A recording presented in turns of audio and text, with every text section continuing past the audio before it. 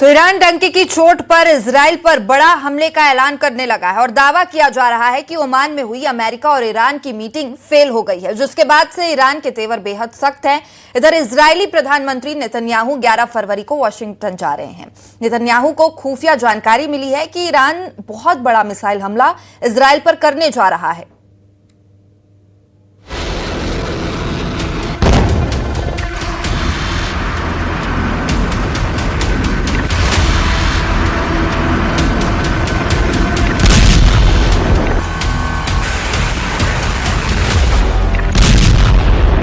We will not allow this threat to continue. We are with you. We will respond. You have to face severe consequences.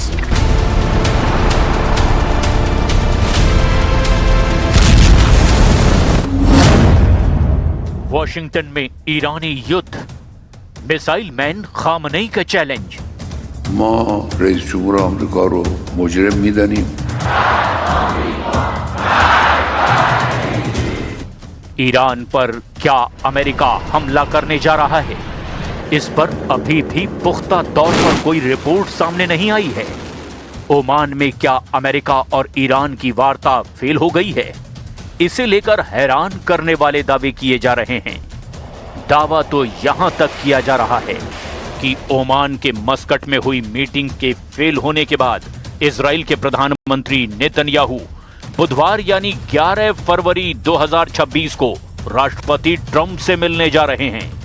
Report के मुताबिक Netanyahu चाहते हैं कि Iran के परमाणु ठिकानों के साथ साथ उसकी मिसाइल हमले की क्षमता को शून्य कर दिया जाए।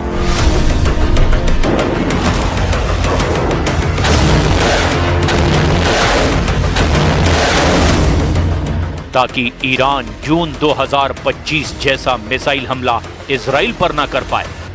खबर है कि वॉशिंगटन में ईरान पर बड़े हमले के आदेश पर मोहर लग सकती है। इधर पिछले 3 हफ्तों से अमेरिका का जंगी युद्धपोत अब्राहम लिंकन ईरान को चारों तरफ से घेरे हुए है। ताजा रिपोर्ट के मुताबिक अमेरिकी विमान वाहक पोत यूएसएस अब्राहम लिंकन यानी CVN-72 की स्थिति इस वक्त ईरान के बेहद करीब बताई जा रही है। ताजा खुफिया जानकारी के मुताबिक USS Abraham Lincoln carrier strike group यानी CSG उत्तरी अरब सागर में तैनात है। ये ओमान के तट से दूर और ईरान के समुद्री सीमा से एक सुरक्षित दूरी पर इंटरनेशनल वाटर्स में गश्त कर रहा है। ये ईरान के तट से लगभग 300 से 500 किलोमीटर दूरी पर है। हालांकि 3 फरवरी 2026 को एक ईरानी ड्रोन शाहिद 129 जिसका अपडेटेड वर्जन शाहिद 139 है, वो इसके काफी करीब पहुंच गया था, जिसके बाद इसे अमेरिकी F-35C जेट्स ने ईरानी ड्रोन को मार गिराया था।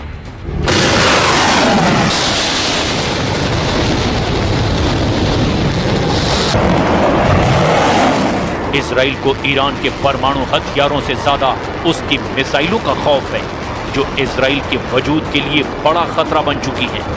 इसीलिए कहा जा रहा है कि वॉशिंगटन में 11 फरवरी 2026 को ट्रंप और नेतन्याहू की बड़ी मीटिंग ईरान पर हमले को लेकर होने जा रही है।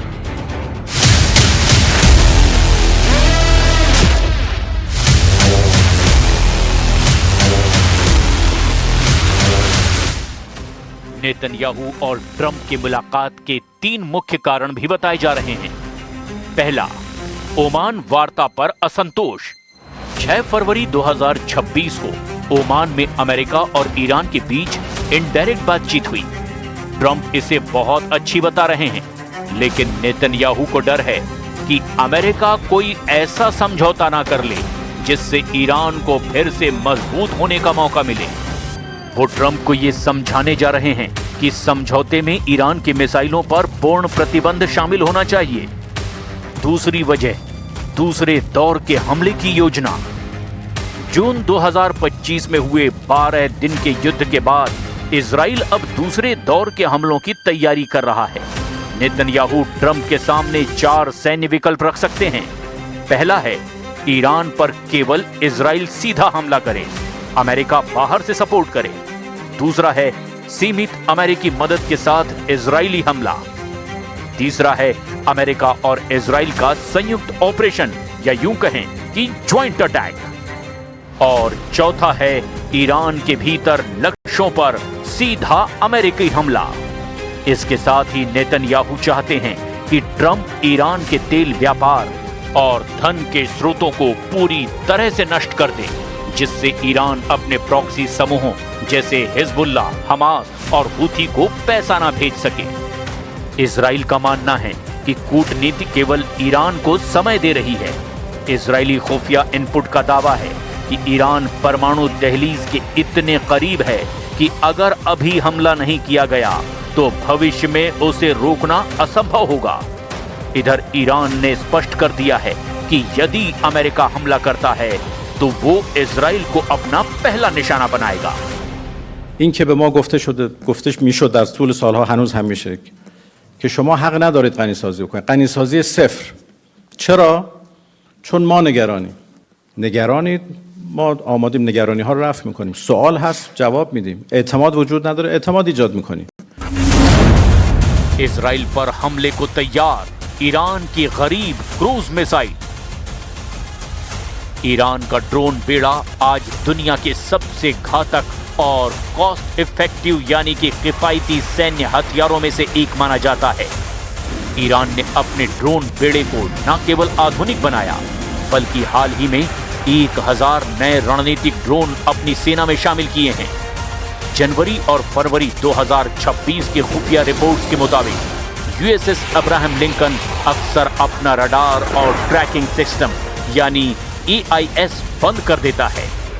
इसे मिलिट्री भाषा में गोइंग डार्क यानी डार्क जोन कहते हैं ताकि उसकी लोकेशन पता ना चल सके। लेकिन ईरान भी जंग का जबरदस्त बाजीगर निकला है।